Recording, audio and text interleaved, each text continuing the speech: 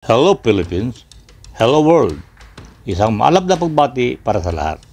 Nais ko po sanang samahan ninyo ako sa pagbubukas ng mga parcel at package na galing sa mga coin collectors, coins and banknote sellers at auctioneers na sabay-sabay dumating sa JCS Coins and Collectible Store. Pero bago po lahat, nais ko po sanang kayo ay mag-like, comment, share at kung bago pa lang po kayo sa channel na ito, ini-encourage ko po kayo na mag-subscribe at pindutin ang notification bell para updated po kayo sa mga susunod pang mga video. Maraming salamat po. Now, simulan na po natin ang pagbubukas. Unahin natin dito sa isang package na galing kay Sir Arnold Pabito ng Cavite. Isang coins and collectibles item sellers. Here it is. Una sa laman ng package ay itong freebies. Then another freebies. Next, itong Panasonic battery pack.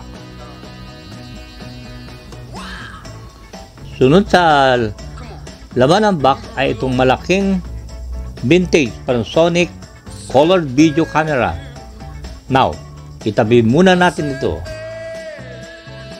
Ang last na laman ng package ay itong vintage na harmonica musical instrument. Napakaganda po nito.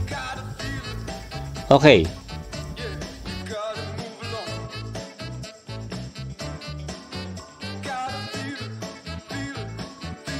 Isunod po naman natin na buksan ay itong tatlong parcel na galing naman sa isang online selling platform. Una sa laman ng parcel ay itong mga coin slab at mga adjustable po ito. Sa ikalawang parcel, ang laman po naman niya ay napakaraming coin slabs at coin holders with stand. Now, ang ikatlo naman parcel ay another adjustable coin slabs at mga coin holders. Ang mga ito ay binili ko po para paglagyan ng mga silver coins na katulad po nito na nakalagay lang sa mga plastic. At exposed po siya sa deterioration. Now nabubuksan po naman natin ay itong dalawang parcel na galing kay Sir Eugene Garcia Bernardo ng Pangasinan. Isa po itong kilalang coin collectors, coin sellers, at auctioneers sa Coins, Note, and Auction House. Unang buksan natin ay ito po. Ang laman po niya ay isang malaking 1974 Canadian silver coin na nakuha ko sa auction. May bigat po itong 48.6 grams at may silver composition na 0.925%.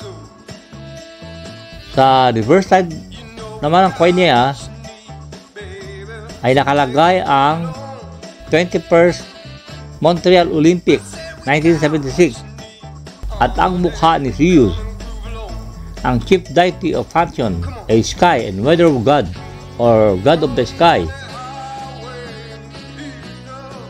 Next sa parcel na bubuksan natin ay itong naglalaman po ng 4 na piraso ng Lincoln coin set. Magaganda po sila at mga fully sealed pa ito. Katulad ng nauna, ito rin po ay nakuha ko sa auction.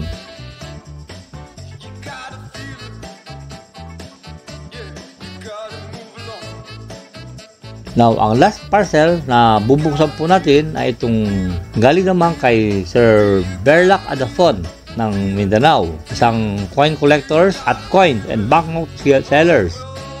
Ito po siya. Naglalaman po ito ng mga iba't ibang low date coins, katulad po nito. Kasama sa laman ng parcel ay ito namang mga freebies at mga nagagandahang mga banknote ng mga iba't ibang bansa. Now, ang panghuli na laman ng parcel ay itong isang highly collectibles at rare na Lincoln trial coin layered in 24 karat gold.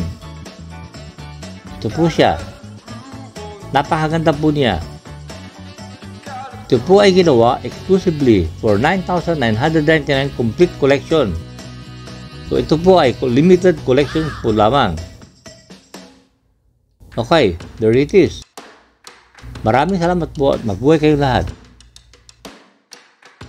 Sa mga subscribers at viewers, Assalamualaikum. God bless. Stay safe always. Peace be with us. Bye.